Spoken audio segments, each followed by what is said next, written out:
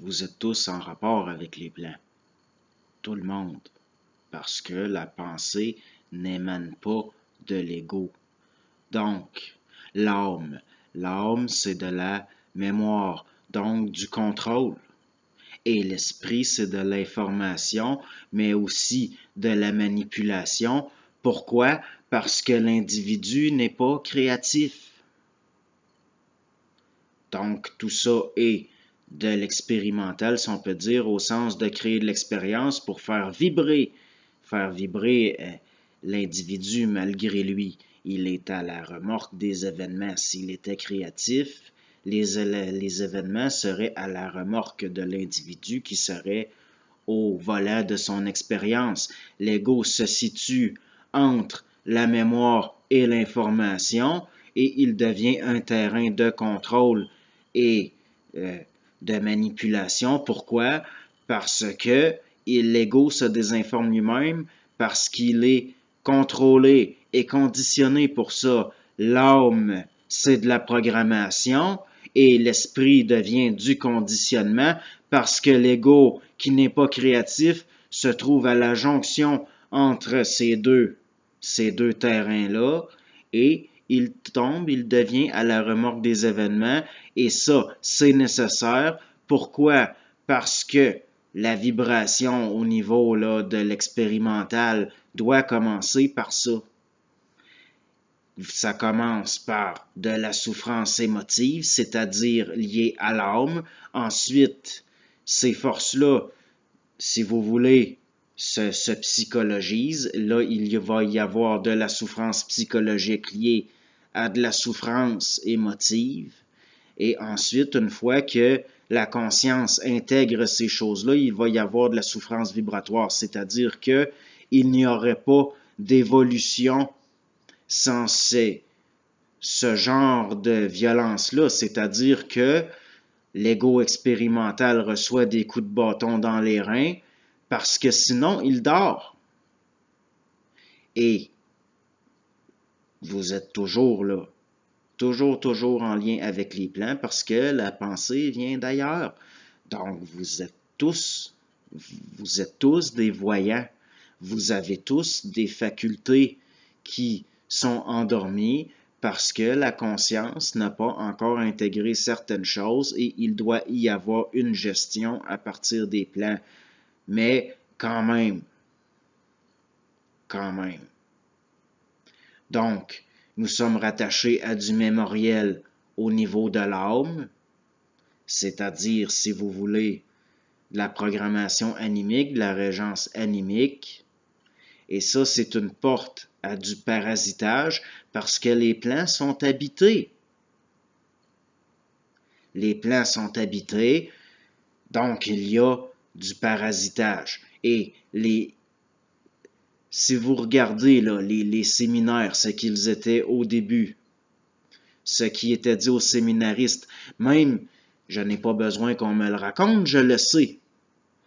Même s'il y avait des aspects de conférence, des aspects consultation, le but de ceux qui donnent le séminaire est de parler avec les séminaristes pour qu'au niveau de l'expérience empirique, l'ego se rende compte que la pensée n'émane pas de lui et qu'il commence à faire la différence entre de la pensée qui émane de ses contreparties en tant que moi réel, qui est multidimensionnel, et les pensées qui n'émanent pas de lui, qui sont liées à du parasitage, qui agit sur le terrain du mémoriel, d'où l'extraordinaire importance de faire la différence entre l'âme et l'esprit, l'âme étant du mémoriel, et tant que certaines choses ne sont pas intégrées par la conscience, l'esprit devient de la désinformation, de la manipulation.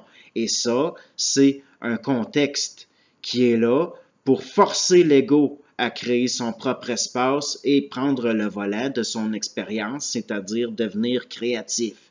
Donc, si nous le voyons comme ça, une souffrance quelconque sera toujours nécessaire, sera toujours présente tant que les principes de la fusion ne seront pas arrivés à leur terme. Et ça, c'est inévitable. Et si des gens veulent devenir conscients, c'est-à-dire aboutir à de hauts degrés d'intégration, parce que c'est une question de dégradé. La lumière, ce n'est pas un mythe, la lumière, c'est réel, mais l'illumination en est un, parce que c'est progressif. C'est progressif. Et puis, si vous voulez réaliser ce genre de choses-là sans souffrance, eh bien, sachez que c'est impossible. Il y aura au début de la souffrance émotive, ensuite de la souffrance psychologique parce qu'elle sera réfléchie par le mental réflectif, et par après, une fois que ces principes-là sont intégrés par la conscience, il y a de la souffrance vibratoire. Et beaucoup de gens comme moi se trouvent à une jonction, à une transition, au sens où ils voient tellement de choses, ils voient tellement à travers des choses qu'ils sont obligés de se mettre en retrait. Il y a un cloisonnement qui se fait de lui-même.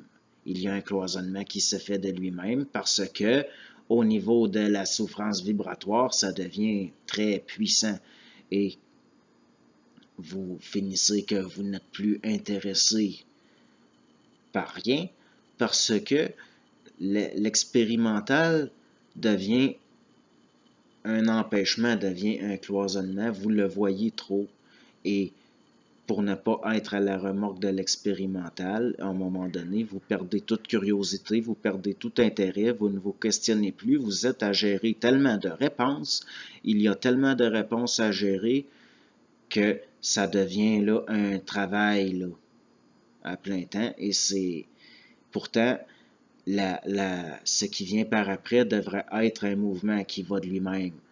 Donc, par rapport à l'expérimental humain, tout d'abord, nous devons comprendre que la souffrance est de l'information sur la condition, qu'elle doit ensuite être sublimée en une volonté de, de, de ne pas subir la condition, mais d'être créatif par rapport à la condition, et que la phase suivante est de sublimer ça en un mouvement, tout simplement, que même là, le principe de la sympathie fréquentielle, ce qu'on pourrait appeler l'amour, par rapport au principe de la gestion de l'information que nous pourrions qualifier de l'intelligence, par rapport à de la volonté qui est une gestion de mouvement et d'énergie, que tout ça, que ces trois principes-là doivent revenir en un pour que l'ego devienne réel.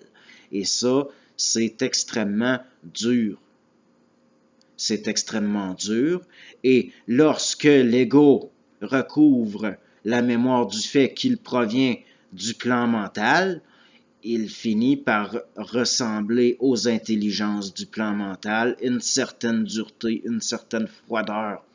Quelque chose de très coupant finit par se manifester et la personnalité finit par devenir extrêmement dure et sec à la vue des autres. Donc, parfois, c'est certain que on va vous dire que vous avez le cœur dur, que vous avez le cœur sec pour vous culpabiliser, mais cela ne fonctionnera pas. Pourquoi? Parce que vous allez voir le jeu. Vous allez voir le jeu à travers ça. Et vous allez voir aussi la manipulation qui passe à travers les égos.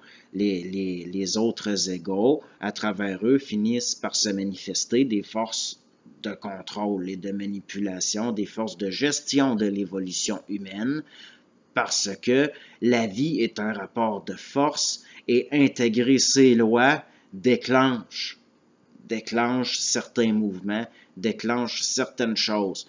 Donc maintenant, par rapport à ce que j'ai dit avant, je me trouve à un point de jonction là, entre deux stages, et ce n'est pas difficile émotivement, ce n'est pas difficile psychologiquement, mais c'est extrêmement difficile vibratoirement. Pourquoi? Parce que au niveau de la différenciation, du discernement fréquentiel qui est en construction, il y a tellement de dichotomies par rapport aux différents éléments qui plantent le décor de l'expérience qu'une certaine dureté, qu'une certaine froideur doit se manifester.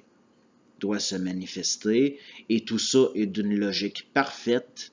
C'est d'une intelligence qui me dépasse là, en tant qu'ego. Mais Tout ça doit arriver, tout ça doit être fait. Il y a une genèse, puis ensuite, il doit y avoir une exégèse, c'est-à-dire que l'ego doit se situer par rapport à lui-même, par rapport à un retrait pour créer de l'espace, et il y en a d'autres là, qui vont vivre des choses comme ça. Une fois que vous vous rendez compte que la pensée vient d'ailleurs et que l'ego est une densification manifestée d'une multitude et que vous finissez par voir la différence entre ce qui provient de ce qui habite les différents paliers, si on peut dire la hiérarchie. La hiérarchie, c'est par rapport au fait que il y a de l'intelligence sur différents plans, qu'il vibre à différentes fréquences.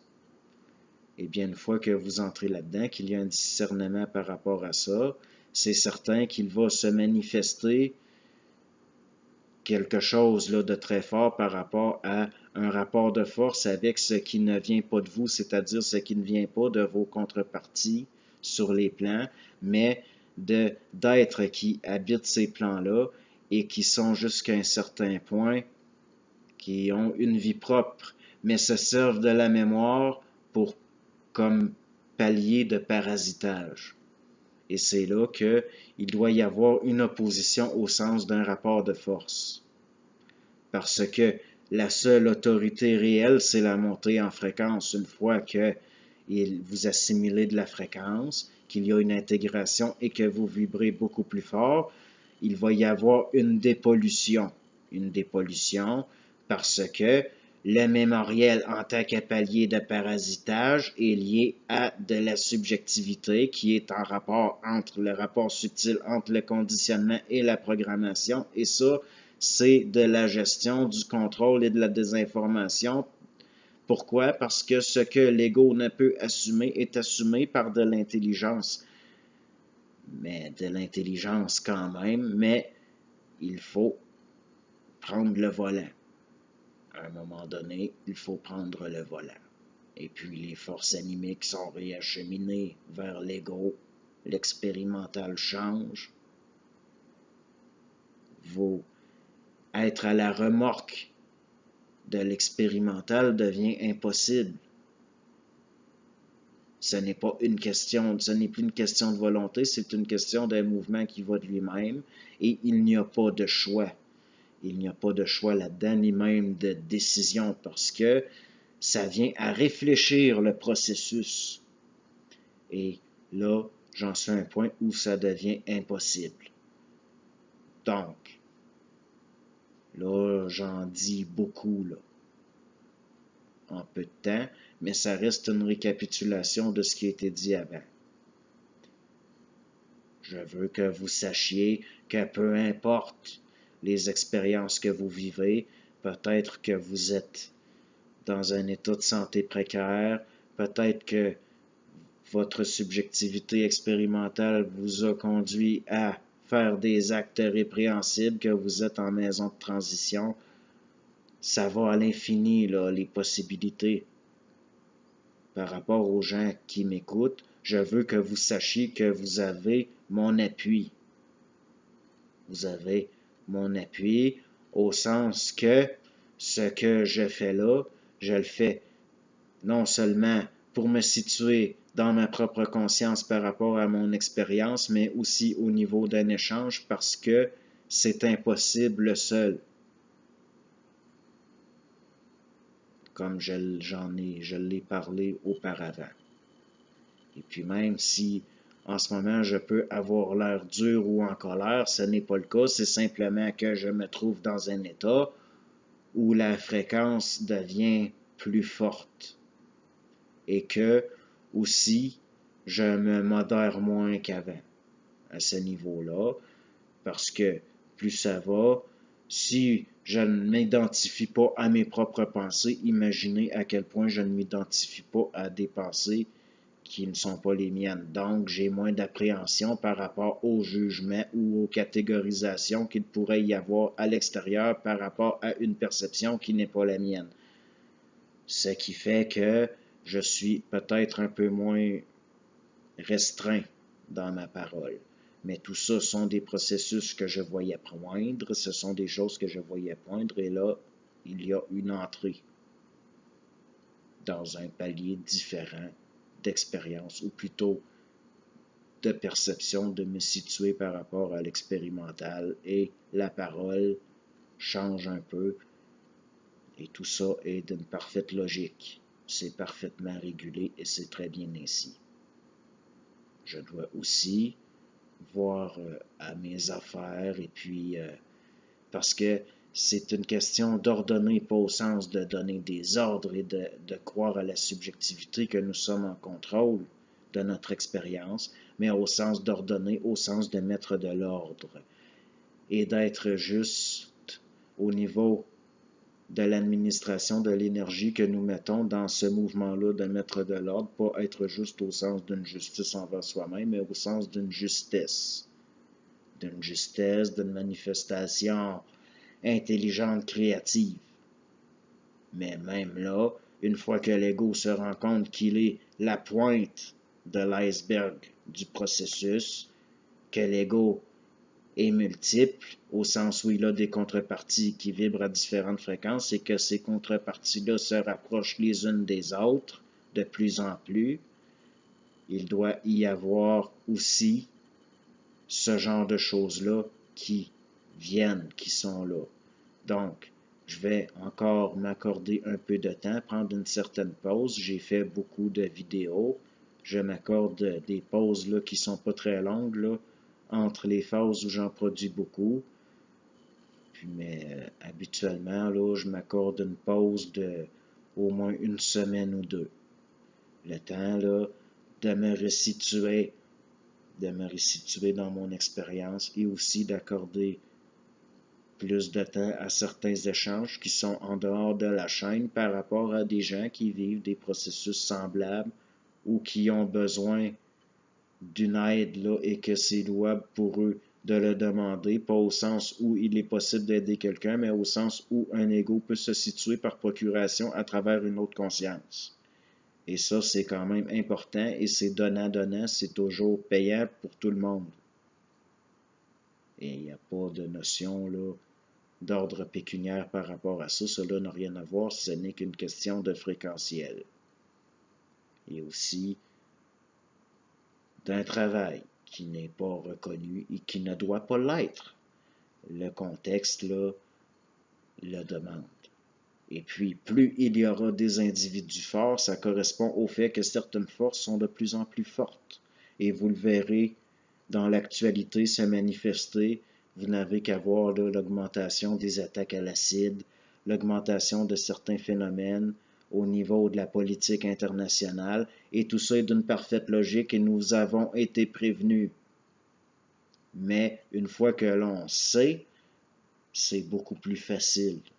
Il n'y a plus, là, je n'ai pas à être outré, comme certains sont outrés. Je n'ai pas à dénoncer, comme certains ont à dénoncer. Pourquoi? Parce que je vois trop à travers. Et ces forces-là vont être de plus en plus fortes et ça va de pair avec une réponse de plus en plus forte au niveau des individus. Comme je vous le dis, là, la lumière n'est pas qu'un symbole, c'est quelque chose de réel.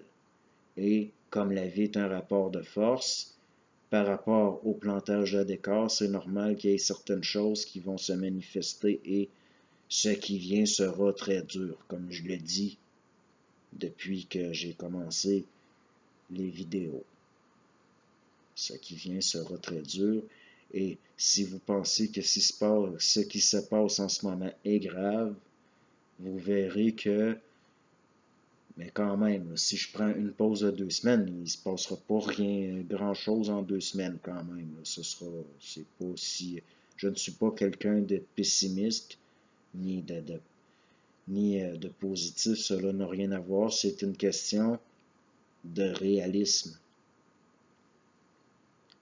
Donc, je tiens à remercier tout le monde. Et puis, nous nous reverrons dans quelques temps.